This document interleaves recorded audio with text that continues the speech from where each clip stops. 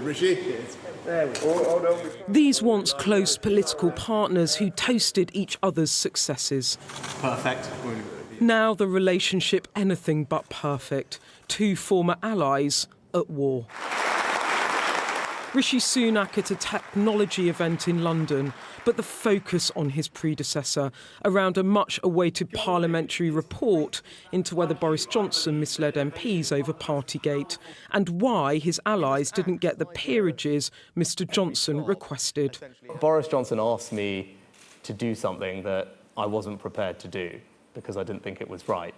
That was to either overrule the Holac committee or to make promises with people. Now, I wasn't prepared to do that. As I said, I didn't think it was right. And if people don't like that, then tough. The PM locking horns with his former boss over whether he interfered with Mr Johnson's honours list as he sought to put distance between the old and new Tory regimes. When I got this job, I said I was going to do things differently because I wanted to change politics. And that's what I'm doing. And I'm also keen to make sure that we change how our country works. But getting on with the job hard when the party's at war.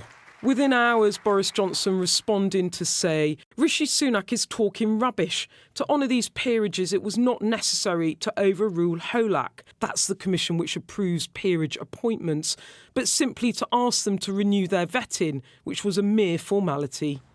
Boris Johnson's raging about who of his allies did or didn't get a place in the House of Lords. But in reality, this is a sideshow.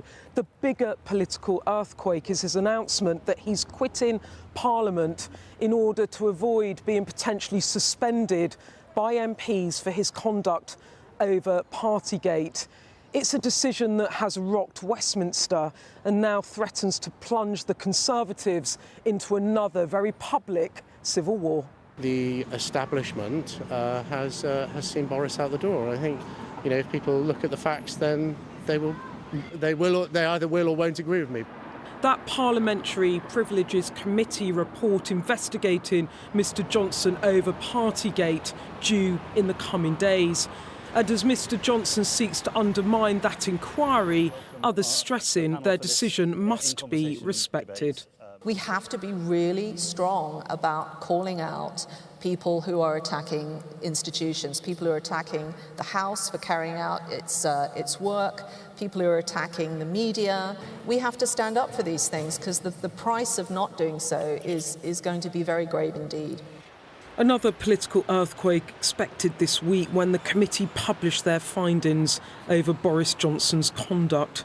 Drama and distraction that an already struggling Rishi Sunak really doesn't need. Beth Rigby, Sky News in Westminster.